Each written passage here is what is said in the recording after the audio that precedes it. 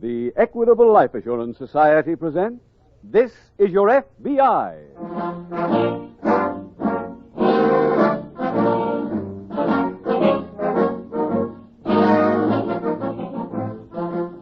This is Your F.B.I., the official broadcast from the files of the Federal Bureau of Investigation. Presented transcribed as a public service by the Equitable Life Assurance Society of the United States and the Equitable Society's representative in your community. Later in the program, we will bring you an important message from Mr. J. Edgar Hoover on our nation's internal security.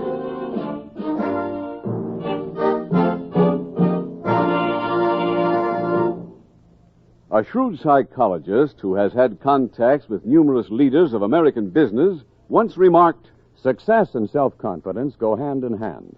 Men who have a strong conviction that they're going to succeed are the ones that rise to the top in every field." For people of this type, people who have this feeling of certainty about themselves, the Equitable Life Assurance Society has created its famous life insurance plan for men and women on the way up. Do those words describe you? Then you'll be interested in about 14 minutes when I give full details of the Equitable plan for men and women on the way up.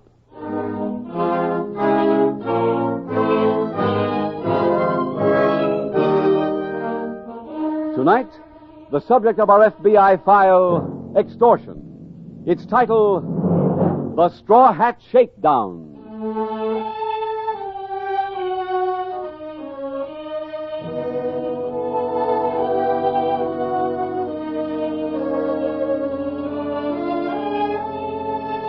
The many different types of lawbreaking with which your FBI is called on to deal is one large group which might be classified as crime by terror. In every case, the basis of such a crime is a threat. Call it blackmail or extortion, and the threat is undesirable publicity for the victim.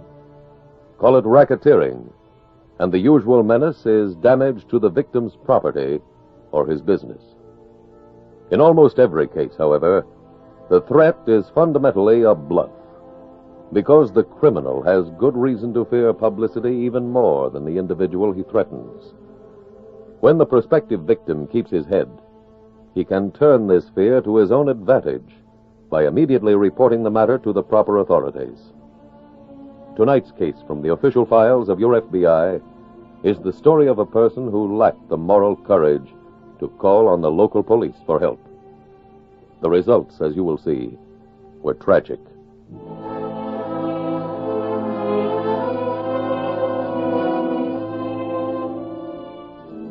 Tonight's FBI file opens in a New England state. It is late afternoon, but still light enough to read the freshly painted words on the side of a large barn.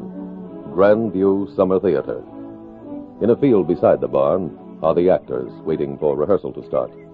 Seated in an ancient weather-beaten wicker chair is a middle-aged woman. A casually dressed, good-looking man approaches. Hello, May. How are you, Elliot? Oh, bored, thank you. The quiet countryside, how I loathe it. Has the Gauleiter been around? Oh, no, darling. Our dear director doesn't mix with the actors.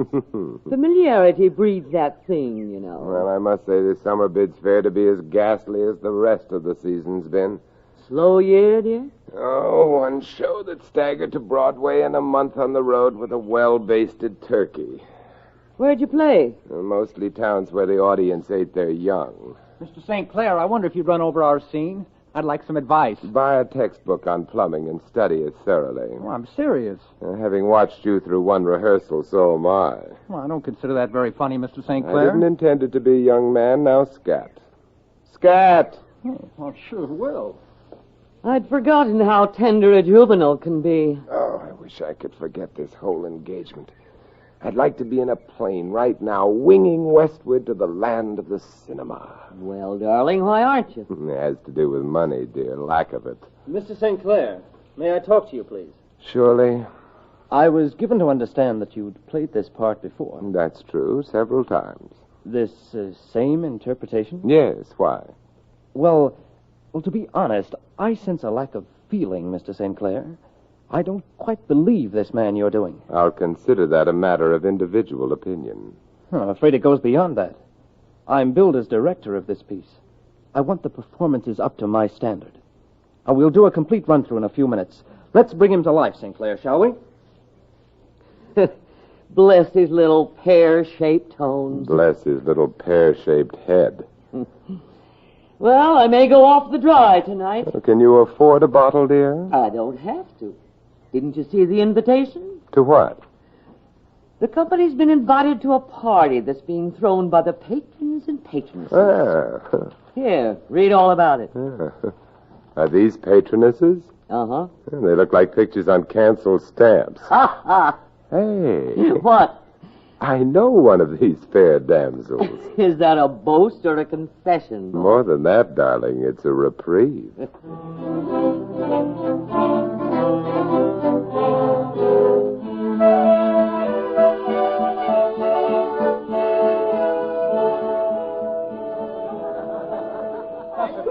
Hey, darling, where have you been hiding? I've been right here, taking dead aim at the punch bowl. Have you dug these people? No, I've been too busy, Elliot. Just sample that slob over there in the billiard screen. Oh, Elliot, you're cynical. And what makes you such a little ray of sunshine? The punch bowl, darling. Pardon me, honey. I see my friend has finally arrived. Oh, I didn't know you had one. Edith? What? Elliot, Sorry to surprise you like this. what are you doing here? I'm one of the trained seals on exhibit. Real live actors and not 20-inch, life-size. You're a member of the company? Yes, I was a last-minute inspiration on the part of the management. Oh, Well, your joy at seeing me is touching. what did you expect? I thought there might be an ember. You're wrong. That obese little man who just gave his hat to the maid, is that your husband? Yes, and I... Just a minute. He's paying his respects to the hostess. He'll be a while. Please let go of my arm. He's gotten rather flabby, hasn't he? Elliot, please. Darling, I want you to meet me at the barn in an hour. No, We can't talk here. But I don't want to. Edith, dear, you know my temper. I'll be at the barn in an hour. Don't keep me waiting.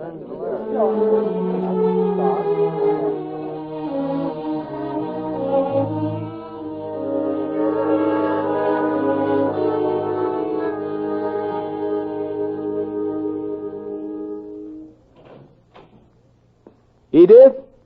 Yes? I'm on stage. I thought you'd enjoy meeting here in the set.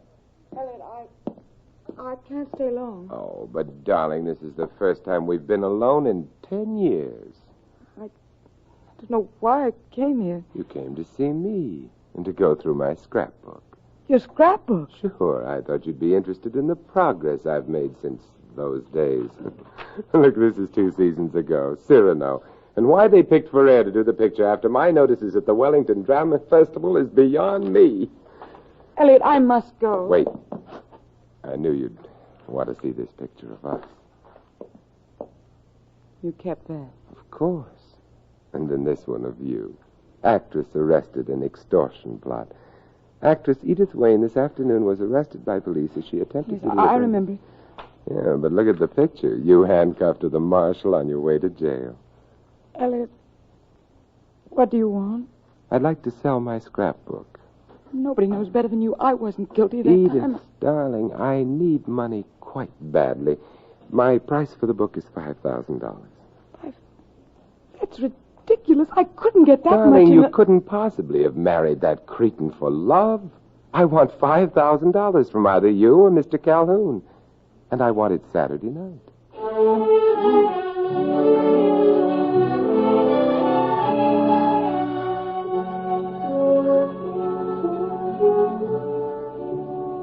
The following day at an FBI field office in a nearby city, Special Agent Jim Taylor returns from the file room to find an old friend, Grandview Chief of Police Earl Fremont, waiting for him.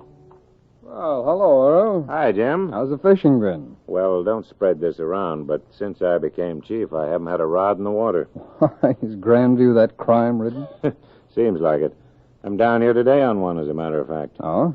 I thought maybe you'd give me some help. Sure, what kind? We had a jewel robbery reported this morning. first one of the summer. If I can solve it, maybe we can keep from having another epidemic of them like last year. Any FBI jurisdiction? No, not that I know of, but I've got a list here. These things were stolen from a Mrs. Calhoun. When? Well, she doesn't know. She says when she went to her jewel box this morning, it was empty. It's a nice haul for somebody. Mm-hmm. If you'll send a copy of this to Washington, Jim, for your national stolen property file, it might help. Sure, we can do that. Well, when are you taking your vacation this year? I can't even put in for one till I get this desk a little cleaner. You come up our way when you do. I'll guarantee a limit catch every day. Okay, that's a deal. And, Earl, when Washington reports on any of this jewelry, I'll call you.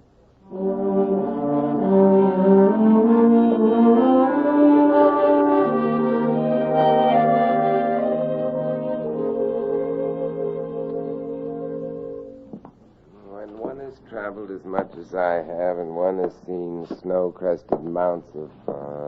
when one has seen snow-crested mounts... snow-crested mounts silhouetted against a leaden sky. Oh, come in. Oh, Edith, darling, come right in.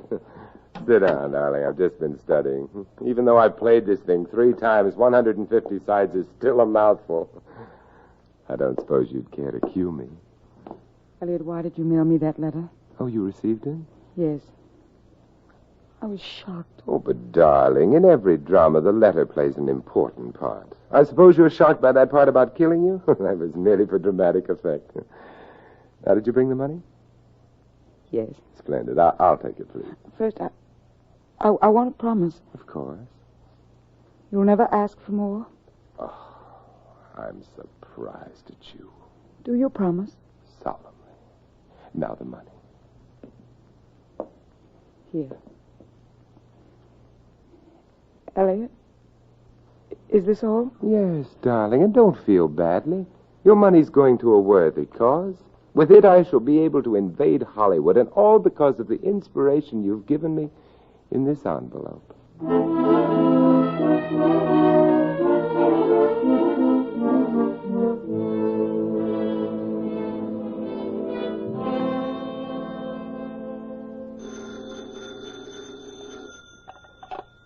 Taylor speaking. Jim, this Earl Fremont. Oh, yes, Earl. You can notify Washington to cancel the notices on that stolen jewelry. I located it this morning. Oh? One of the loan companies up in Portland called when they got my circular. Did they give you a lead on the thief? There wasn't any. What was that? The company made a loan on the jewelry to some woman. When they gave me her description, I got suspicious and drove up there. Oh, what for? To show them a picture of Mrs. Calhoun, the woman who reported the theft. Oh. They identified her as the person they made the loan to. Positive ident? Yes, and I made double sure. Oh, how, Earl? Well, they gave her a certified check, which she took to a bank around the corner and cashed. The bank teller also identified her picture. He said she got the money in small bills. How much? $5,000. Well, The teller thought it was odd, so he gave her new bills and made a note of the serial numbers. Earl, this Mrs. Calhoun tell you why she did it? I haven't been able to reach her yet, but I left a message at her home for her to call me. Uh-huh. Hey, if you get a chance, let me know what she says. And I'll notify Washington to cancel those notices.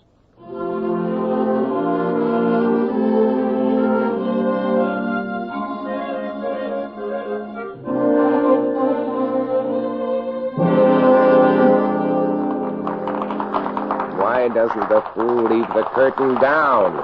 He wants to see how many times I can bow. Oh, thank you, you fools. Keep it down. Well, Mr. St. Clair, what did you think of that? Of what? I got 3 big laughs tonight. Child, those weren't laughs. The audience was breathing a sigh of relief at your departure. Don't let him kid you, Joe, dear. Oh, I understand, Mr. St. Clair. We'll see you both at the party. Ooh, I'm glad I was never that young. Oh, pardon me. Well, Mr. Gibson, I trust the reaction pleased you. Oh, they liked it fine. I didn't, and I only tried to please myself. Well, I thought we were perfectly wonderful. Oh, Miss Perry, the theater is an art form, and in art there is no such thing as perfection. See footnote, page 38, Stanislavski strikes back. All right, St. Clair, I've tried to be pleasant. You hear the news? The party's off. What? No. But the party for me? But it can't be. I only heard it 5 minutes ago. I'm sorry, Mr. Gibson. They just got word out front about that woman who was the hostess. Mrs. Calhoun? Yeah. This afternoon she committed suicide.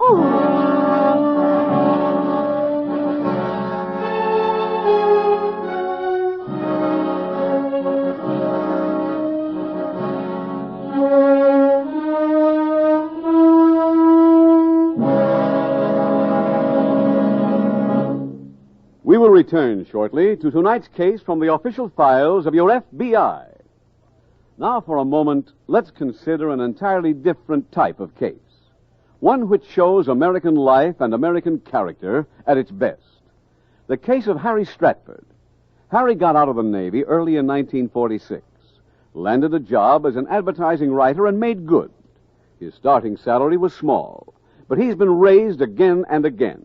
Today, in his early 30s, he is still on the way up. Isn't that so, Harry? Well, let's hope so, Mr. Keating. 3 years ago, Harry heard about a special Equitable Society life insurance plan for people of his type, made to order for men who are determined to get ahead. It's known as the Equitable Plan for men and women on the way up, for people of any age who expect to advance in salary and responsibilities in the years ahead. It differs from other life insurance plans in one important respect. It's flexible, can expand or contract. When your income goes up, your insurance can keep pace. In short, this plan is geared to your future success. Last year, I got a pretty nice raise. I figured this was a good time to take advantage of one of the options in my Equitable Plan and move up into a higher life insurance bracket. The second big advantage in this Equitable Plan is this. Until your salary does go up, the cost of this plan can be kept exceptionally low. Yet your family gets the life insurance protection they need. While I was earning less, I paid less money on my Equitable Plan. So life insurance never became a burden. Why not take a leaf from Harry Stratford's book? Ask your Equitable Society representative for full details of the Equitable Plan for men and women on the way up. Or send a postcard care of this station to the Equitable Society. That's EQUITABLE. The Equitable Life Assurance Society of the United States.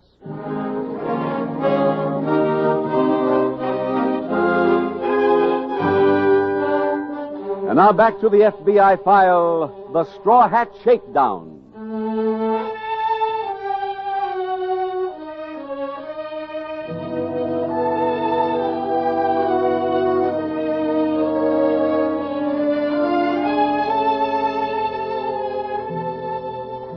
One reason for the tragic suicide of Mrs. Calhoun in tonight's FBI file is the complete inconsistency of present-day society in its attitude towards men and women who have served prison sentences.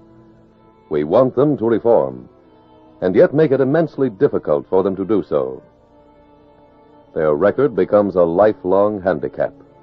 Many employers turn them down for jobs. So-called respectable people refuse to associate with them. The end result is to drive many of them back into the criminal career from which they have sincerely wished to escape. Today, in this country, there are thousands of men and women on parole, others just released from prison, who are looking for a second chance. They should be given that chance.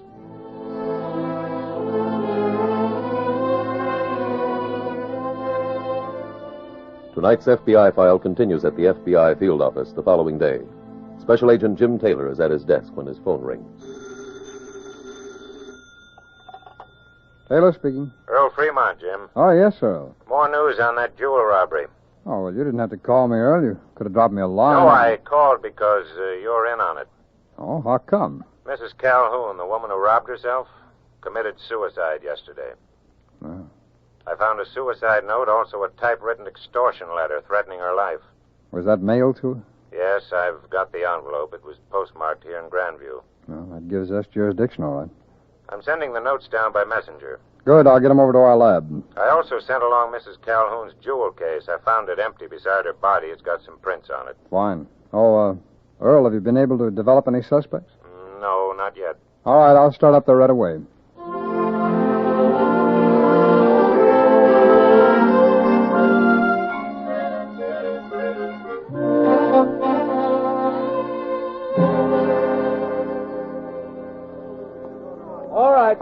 All right, third act, please. Can't start rehearsal yet. Mr. St. Clair isn't here. Not yet. He'll show up. Mr. St. Clair was due and everybody else. Someone mentioned my name.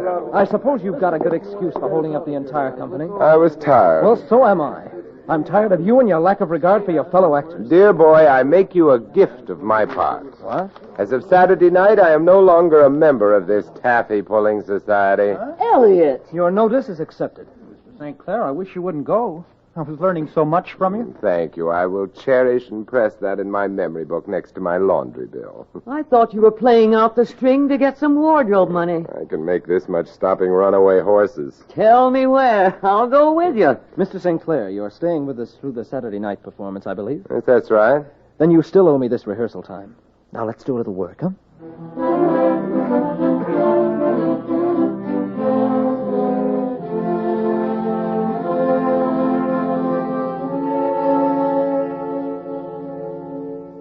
Earl, that Mrs. Calhoun case took another turn. Which way, Jim? Well, I didn't report it back on those fingerprints from the jewel case. They were hers.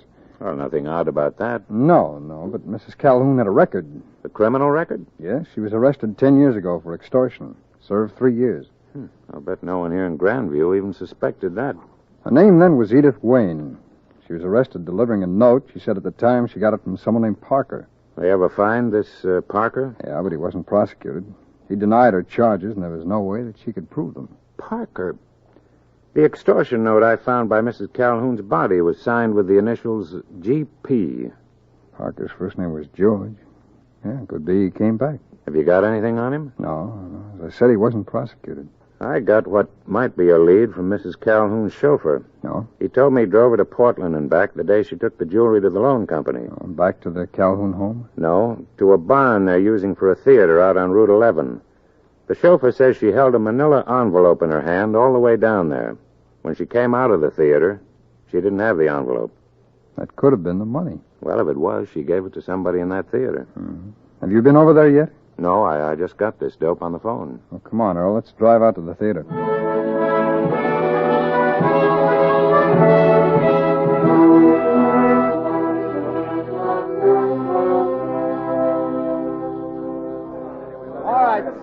All right now, everybody. This is Chief of Police Fremont. He wants to ask you a few questions. Thank you, Mr. Gibson. The specific day I want to ask all of you about is last Thursday.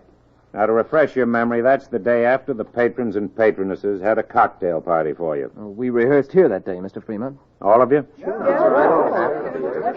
Well, I'll show you a picture of Mrs. Calhoun. Can you all see it? Yeah. Now, we know Mrs. Calhoun visited the theater Thursday during the rehearsal. She came here, stayed a while, and left. Who did she see? Well, let me put it another way. Did any of you see her? May I have your name, please? May Perry. Did you see Mrs. Calhoun? Nope. Your name, please. Elliot St. Clair. Did you see Mrs. Calhoun? No. Earl, can I see a minute? Sure. Pardon me. I just checked in the office. The extortion note was typed on the theater's typewriter. You sure? Well, just about. I'll drive in and have the lab go over both samples anyway. Good. Keep questioning them. I'll see you at headquarters as soon as I can.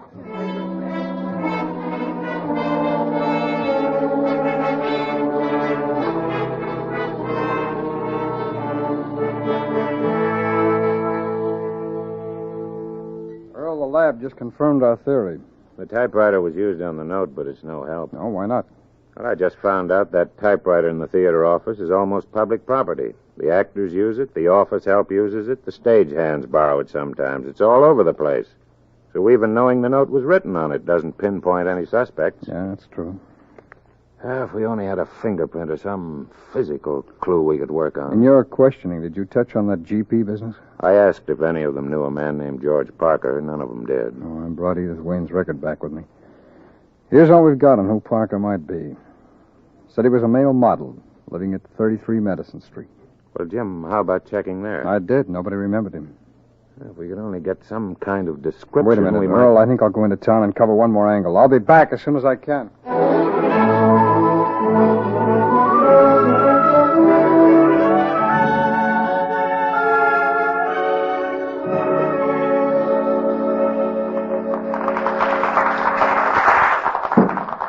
Leave it down. Smile at the nice people. I hope all their children are ushers. Well, I'm a free man at last. You still leaving tonight? On the 1 a.m. milk train. Don't curdle too much of it. Elliot, can I say goodbye? What did you call him? Elliot, that's his name, isn't it? Hey, darling, he is human. We were both wrong. Well, we haven't gotten along very well together, but that's no reason for you to leave with bad feelings. I'd like to shake hands and wish you good luck. I'm not holding it out forever. I wouldn't if I were you. It'll get tired. You shouldn't have done that, Elliot. Oh, this business of forgetting hates in a moment of sentiment is asinine. Why should I give that imbecile a chance to feel noble? So long, trooper. What? I wish you weren't going, Mr. St. Clair. But alas, I must. So hail and farewell, my fellow thespians. Aren't you going to put any pebbles in your mouth? I'll think of all of you with utter revulsion as I lie in the sun beside my swimming pool. Goodbye, you slaves. Just a minute. No autographs, please. We don't want your signature, Parker. We want you.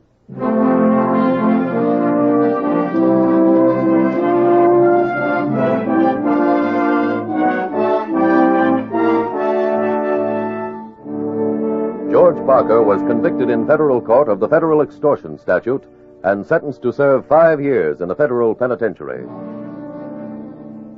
Special Agent Taylor and Chief Earl Fremont were able to arrest the guilty extortioner because of that last trip Taylor made back to the city. By canvassing every model agency in town, Agent Taylor found one which had in its files the picture of George Parker, a picture which revealed him to be the man now using the alias of Elliot St. Clair. And now, ladies and gentlemen, here is a vital message on our nation's internal security from J. Edgar Hoover, Director of the Federal Bureau of Investigation.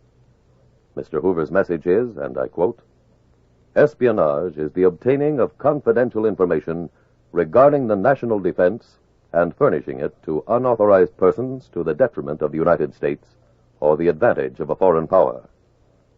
The American people have been requested by the President of the United States to report immediately to the F.B.I. all information concerning allegations of espionage within the continental United States and the territorial possessions."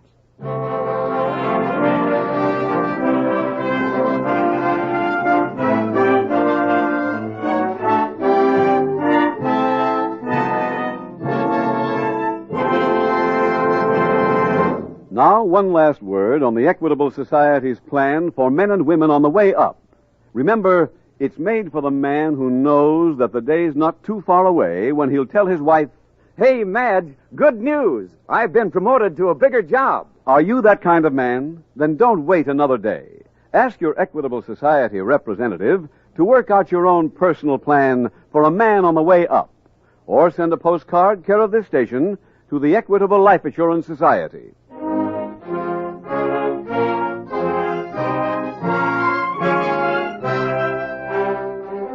Next week, we will dramatize another case from the files of the Federal Bureau of Investigation. Its subject, robbery. Its title, Old Mother Larceny. The incidents used in tonight's Equitable Life Assurance Society's broadcast are adapted from the files of the Federal Bureau of Investigation. However, all names used are fictitious, and any similarity thereof to the names of places or persons, living or dead, is accidental. Tonight, the music was composed and conducted by Frederick Steiner. The author was Jerry D. Lewis. Your narrator was William Woodson, and Special Agent Taylor was played by Stacy Harris. Others in the cast were Betty Blythe, Betty Lou Gerson, Terry Kilburn, Jack Laird, Henry Morgan, and Vincent Price. This Is Your F.B.I. is a Jerry Devine production. This is Larry Keating speaking for the Equitable Life Assurance Society of the United States and the Equitable Society's representative in your community, and inviting you to tune in again next week at this same time when the Equitable Life Assurance Society will bring you another thrilling transcribed story from the files of the Federal Bureau of Investigation. Old Mother Larceny on This Is Your F.B.I. Stay tuned for the adventures of Ozzie and Harriet. There's fun for the whole family when Ozzie and Harriet come your way next. This program came to you from Hollywood.